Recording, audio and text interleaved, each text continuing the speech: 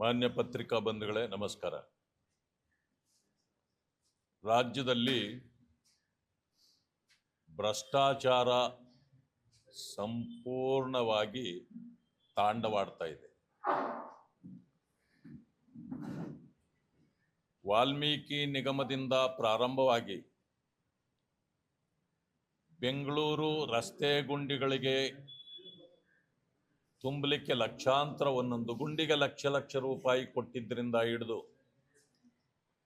Garbage ಅನ್ನ ಅಧಿಕಾರಿಗಳೇ ಕಂಪನಿಗಳನ್ನು ಮಾಡಿಕೊಂಡು ಕಾಂಟ್ರಾಕ್ಟ್ ಬೇರೆಯವರು ಯಾರಿಗೂ ಕೊಡದೆ ಇವತ್ತು ಭ್ರಷ್ಟಾಚಾರವನ್ನ 50 ಕೋಟಿ 60 ಕೋಟಿ 100 ಕೋಟಿ ಅವರವರ ಕಂಪನಿಗಳಿಗೆ ಅವರೇ ಕಾಂಟ್ರಾಕ್ಟ್ ಕೊಟ್ಟುಕೊಳ್ಳೋದು. ಈ ರೀತಿ ಮಾಡಿ ಅಧಿಕಾರಿಗಳು ಲೂಟಿ ಮಾಡ್ತಿದ್ದಾರೆ, ಸರ್ಕಾರ ಇನ್ನೊಂದು ಕಡೆ ಲೂಟಿ ಮಾಡ್ತದೆ. ಸರ್ಕಾರ ಲೂಟಿ ಮಾಡಿದ್ರೆ ಅಧಿಕಾರಿಗಳು ಎಲ್ಲಿ ಹೇಳಿಬಿಡ್ತಾರೋ ಅಂತೇಳಿ ಅವರನ್ನು ಲೂಟಿ ಮಾಡಕ್ ಬಿಟ್ಟುಬಿಟ್ಟಿದ್ದಾರೆ. ಹೀಗೆ ಒಂದಲ್ಲ ಎರಡಲ್ಲ ಎಲ್ಲಾ ಕಡೆಯಲ್ಲೂ ಈಗ ಲೂಟಿ ನಡೀತಾ ಇದೆ. ಇದರ ಬಗ್ಗೆ ನಾವು ಎಷ್ಟೇ ಪ್ರಸ್ತಾಪ ಮಾಡಿದ್ರು ಲೂಟಿಯನ್ನ ತಡೆಯಲಿಕ್ಕಾಗೋದೇ ಇಲ್ಲ. ಯಾಕೆಂದ್ರೆ ಲೂಟಿ ಮಾಡದೆ ಕಾಂಗ್ರೆಸ್ ಬದುಕಲಿಕ್ಕೆ ಆಗಲ್ಲ ಅನ್ನೋ ರೀತಿಯಲ್ಲಿ ಇವತ್ತು ಕಾಂಗ್ರೆಸ್ ತಮ್ಮ ನಡೆಯನ್ನ ಪ್ರದರ್ಶನ ಮಾಡ್ತಾ ಇದೆ. ಈಗಾಗಲೇ ಗ್ರೇಟರ್ ಬೆಂಗಳೂರು ಅಥಾರಿಟಿಯಲ್ಲೂ ಕೂಡ ಕೆಂಪೇಗೌಡ ಅಂತಕ್ಕಂಥವ್ರು ನಿನ್ನೆ ನನ್ನ ಹತ್ರ ಎಲ್ಲ ವರದಿಗಳು ಬಂದಿದ್ವು. ನಾನು ಪ್ರೆಸ್ ಕಾನ್ಫರೆನ್ಸ್ ಮಾಡಿ ತಮ್ಮ ಗಮನಕ್ಕೆ ತರಬೇಕು ಅಂತೇಳಿ ಅಂದ್ಕೊಳ್ತಿದ್ದೆ. ಸದನ ನಡೀತಾ ಇರೋ ಕಾರಣದಿಂದ ಸ್ವಲ್ಪ ತಡ ಆಯ್ತು. ಅಷ್ಟೊತ್ತಿಗೆ ಅದು ಪೇಪರ್ಗಳಲ್ಲೇ ಬಂದ್ಬಿಟ್ಟಿದೆ. ಆದ್ರೆ ಕಾಂಗ್ರೆಸ್ ಸರ್ಕಾರ ಒಂದೇ ಒಂದು ಮಾತನ್ನು ಕೂಡ ಅದರ ಬಗ್ಗೆ ಮಾತಾಡಿಲ್ಲ. ಯಾಕೆಂದ್ರೆ ಸರ್ಕಾರದ ಚುಕ್ಕಾಣಿ ಹಿಡ್ಕೊಂಡಿರ್ತಕ್ಕಂಥವರು ಅವರ ಸಂಬಂಧಿಗಳು. ಆ ಕಾರಣದಿಂದ ಸಂಬಂಧಗಳ ಕಾರಣ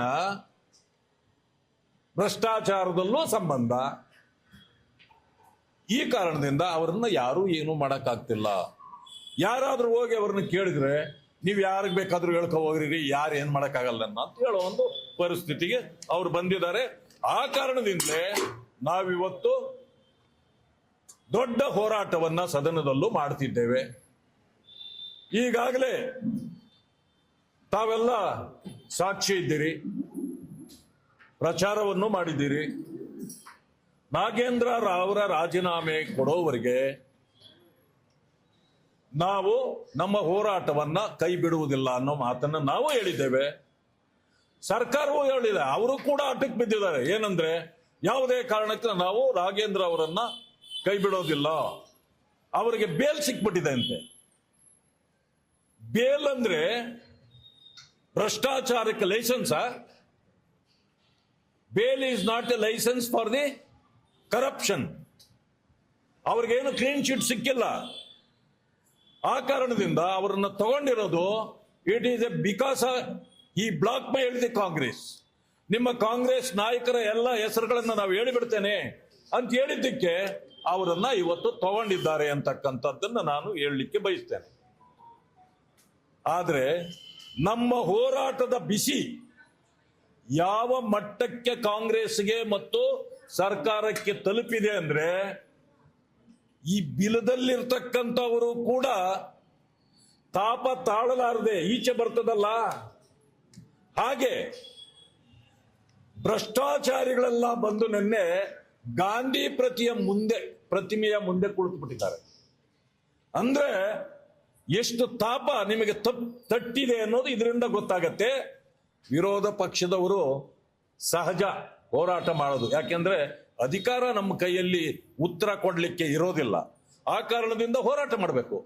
ಆದ್ರೆ ಸರ್ಕಾರವೇ ನಿನ್ನೆ ಬಂದು ಗಾಂಧಿ ಸ್ಟ್ಯಾಚ್ಯೂ ಮುಂದೆ ಕುಳಿತು ಭ್ರಷ್ಟಾಚಾರವನ್ನ ನಾವು ವಿರೋಧಿಸ್ತೀವಿ ಅನ್ನೋದ್ರ ಬದಲು ಭ್ರಷ್ಟಾಚಾರಿಯನ್ನೂ ಕರ್ಕೊಂಡು ಬಂದು ಎಲ್ಲಾ ಭ್ರಷ್ಟಾಚಾರಿಗಳು ಸೇರಿ ಗಾಂಧಿ ಪ್ರತಿಮೆಯ ಮುಂದೆ ಕುಳಿತಿದ್ದಾರೆ. ಏನಾದ್ರೂ ಗಾಂಧಿಯವರು ಜೀವಂತವಾಗಿದ್ದಿದ್ರೆ ಅವ್ರ ಕೈಯಲ್ಲಿತ್ತಲ್ಲ ಕೋಲು, ಊರುಗೋಲು, ಅದನ್ನೇ ಹಿಡ್ಕೊಂಡು ತಲೆಗೆ ಒಂದೊಂದು ಒಬ್ಬೊಬ್ಬರಿಗೂ ಬಡ್ದು ಕಳಿಸಿರೋರು. ಪಾಪ ಏನ್ ಮಾಡ್ತೀರಾ, ಅದು ಸ್ಟ್ಯಾಚ್ಯೂ. ಇಂಥ ಪರಿಸ್ಥಿತಿ ಇವತ್ತಿದೆ. ನ್ಯೂಸ್ ಫಸ್ಟ್, ನಿರ್ಭೀತಿಯಿಂದ ನಿಮ್ಮ ಪರವಾಗಿ.